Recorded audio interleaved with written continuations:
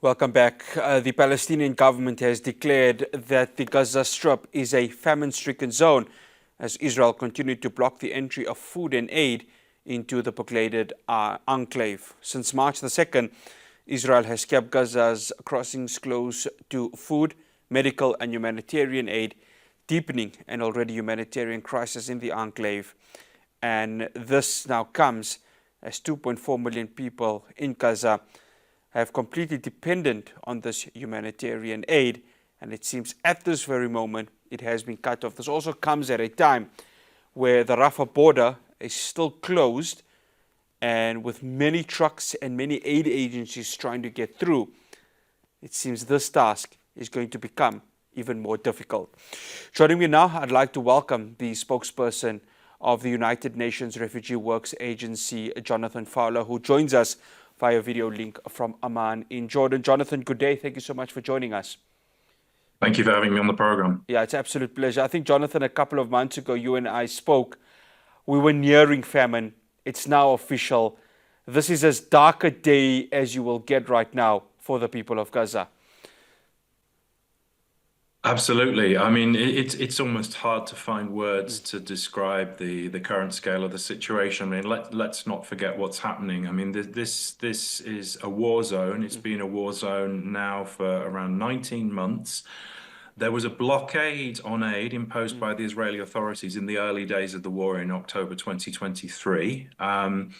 Then a trickle of aid that flowed in. So people were already hungry and desperate after that initial blockade was issued, was lifted. Then we had, of course, the ceasefire, which lasted for multiple weeks, January through to the beginning of March. And so we were able to scale up aid. But of course, to meet the needs of a population that had been placed in an absolutely desperate situation, tens of thousands of people dead, people injured, people hungry. And then on the very beginning of March, the Israeli authorities imposed a total siege on aid supplies. So that means that no aid has got into the Gaza Strip now for around 9 weeks. I would invite anybody anywhere in the world to imagine if you could no longer be supplied with food for 9 weeks, what would you do? People have been living on the reserves that they managed to build up. And when I say reserves, I'm talking about a pitiful amount during the ceasefire period. People have been self-rationing. I mean, we hear witnesses testimony all the time from people that we're working with. You know, like a mother who, for example, takes a piece of bread and breaks it in half and gives one half to the kids and saves the second half for tomorrow.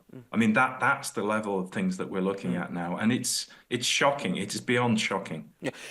And to make it worse, obviously, Jonathan, as we speak right now, there's also bombings that are occurring at this moment because Israel has broken its ceasefire agreement with Hamas. And this in itself just adds to not just the chaos, but the complete destruction of not just infrastructure, but the living conditions of the people of Gaza who are now being resorted to be living in tents. Precisely. I mean, this is an absolutely apocalyptic situation, you know. It's like people are now facing, you know, the combination of death from the skies and death from hunger. I mean, it's beyond appalling. I mean, the living conditions, you know, the destruction of the water systems, the destruction of the sewage systems, all these kind of things, you know, the destruction of garbage collection, all the sort of things that a society needs to function. I mean, you know, you have people living in tents, as you rightly point out, and tents is often a grand word. People basically building from bits of plastic, wood, whatever they can find, but living between mounds of rubble, and rubbish, garbage, untreated sewage on the other side, lakes of untreated sewage. We are doing, as a United Nations agency, everything we possibly can on the ground to alleviate this situation, but we do not have the means because we cannot bring aid in, and we haven't been able to do now for 9 weeks. And Jonathan, it leads to the next question when it comes to UNRWA. Of course, not only have UNRWA suffered through the financial blockade by many countries, it is now also not able to continue its work because aid has been blocked in, especially when it comes from the Rafah border. And we're going to touch on the Rafah border in a bit. But the work of UNRWA right now, it's become nigh and impossible, hasn't it, for you guys to go ahead and try and use whatever's left there to at least give some sort of human right to the residents of Gaza who continue to suffer under these apocalyptic, as you say, conditions. Yes, I mean you're absolutely correct to flag that this is a human rights issue. I mean, right to education, right to food, right to health, all of these kind of basic things, of course, are being breached left, right, and center wherever we look. We're in a situation where, I mean, our food supplies that we had, limited amount we had in stock, ran out a couple of weeks ago. So no flour to give, no food parcels. We're even out of, and this is particularly tragic, we're even out of what's needed to treat the consequences of malnutrition. So the kind of things that, rehydration, salts, all the kind of stuff, that is needed to treat children with malnutrition. I mean, so when you see images of emaciated children, that is also as a result, those people cannot be treated. Those kids cannot be treated. I mean, this is going to have longer term consequences than the immediate here and now of the situation.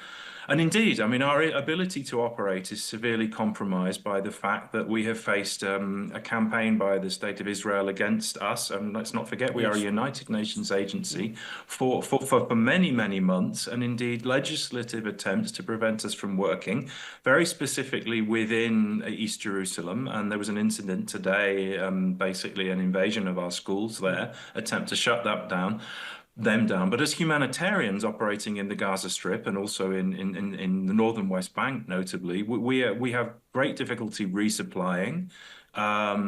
We still have 12,000 staff operating on the ground, and I want to salute their courage. The fact that they do this with during a situation of immense risk to their lives. We've had nearly 300 of our staff killed in the Gaza Strip. That is unprecedented for UN staff in the history of the United Nations. So since the Second World War and the creation of the UN.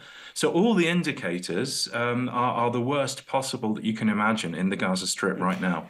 Jonathan, I want to come back to, of course, what happened earlier on. You've mentioned, of course, in East Jerusalem, because the occupied West Bank in itself continues to be one that has this siege blockade from the Israeli army. The Rafah border. So last week, South African organizations, of course, have been deploring with the Egyptian government to go ahead and play their part to open up the Rafah border so that aid can flow in. It kind of makes it difficult now, doesn't it? Even though Egypt would say, okay, we'll play our part to open it, it is the Israeli government that has put this total blockade, this siege, and that in itself will continue to be a stumbling block for as long as they have control from its part of that Rafah border.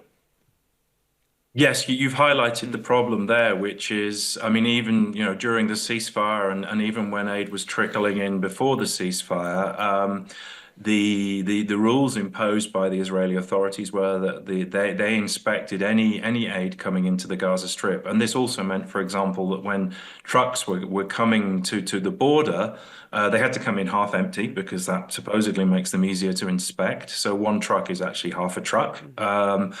There were closures on crossings, these kind of things. So although the Rafah border is indeed the border between the Gaza Strip and Egypt, cargo had to be inspected by the Israeli authorities and frequently moved on to go through the Kerem Shalom, Kerem Abu Salem crossing. And so, it's not as simple as saying that the border should be opened, for example, by the Egyptian authorities. That's only a piece of the puzzle, as it were, and it's the total siege imposed by the Israeli authorities on aid that has to be lifted. Because we're basically seeing, people's lives, people are being used as pawns.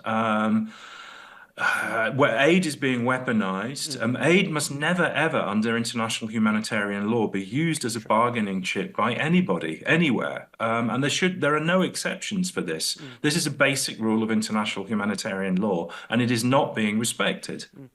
Jonathan, I want to move to the occupied West Bank, East Jerusalem. Of course, the focus has to be on Gaza, but one cannot turn a blind eye to what is currently happening in the occupied West Bank, because there, just again earlier on, you mentioned East Jerusalem, but there are continuous raids that happen in the Jenin area, in the Tul Karem area. Many UNRWA facilities are there also. that is another important point of interest, isn't it? Because the aggression from the Israeli army is, again, at such a level that it's making work, I beg your pardon, making work very hard for UNRWA to go ahead and continue its duties there. Absolutely. I mean, the key difficulties in the north of the occupied West Bank are indeed that the population has been forcibly displaced from, Jenin, Nur Shams, Tilkam camps. So that's thousands of people who've been forced from their homes. These camps have been sort of turned into military zones. There's been house demolitions, bulldozing, all of these kind of things. People trying to go back to collect belongings from the rubble have been shot at. People have been hosted by neighboring communities in other parts of the West Bank, or in temporary structures, living in community centres, these kind of things. Now, we as an organisation, I mean, indeed, our facilities within these camps, which have been taken over and emptied out, our ability to operate there, of course, is severely compromised. But we are an adaptable organisation. We're not sort of. Our way of working is not set in stone, of course, and we are tragically familiar with having to adapt. Most egregious example is Gaza, but indeed in the north of the West Bank, we've had to pivot to, for example, setting up temporary clinics in alternative locations, these kind of things, or having mobile health teams. We're also a significant provider of education, of course, for Palestine refugee children. And we've had to move to kind of remote learning, self-study. I mean, of course, none of these things mean that we're able to deliver our services to the degree that we should be able to under our United Nations General Assembly mandate. So that's, that's one key issue. And then the story in East Jerusalem is a little different because there are two pieces of Israeli legislation against us. One, outright banning our operations in what Israel deems to be its sovereign territory. So that's occupied East Jerusalem. I emphasize it's an occupied territory under international law.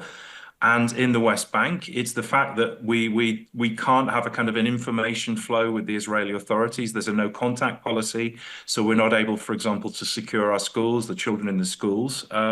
So everything, basically, it's hurdles wherever you look to our operations. We continue to operate. We continue to be committed to staying and delivering. But at what point will it be extremely difficult for us to deliver on our mandate fully? Well, that will raise big questions about what the international community does and how it believes in international law. Jonathan, thank you so much for joining us here on News in Focus on Hilaal TV. Much appreciated. Thank you. That's Jonathan Fowler, the spokesperson for the United Nations Refugee Works Agency, joining us from Amman in Jordan. So as we speak at this very moment, reports are indicating that US President Donald Trump is going to have a meeting with Saudi Arabian Crown Prince Mohammed bin Salman to try and work a way for a ceasefire in Gaza. You, the viewer, can decide whether this is a classic case of a wolf in sheep's clothing or there really is a concerted effort from Trump, a genuine effort from Trump to go ahead and have the ceasefire done. Well, we'll have more for you after the break here on News in Focus.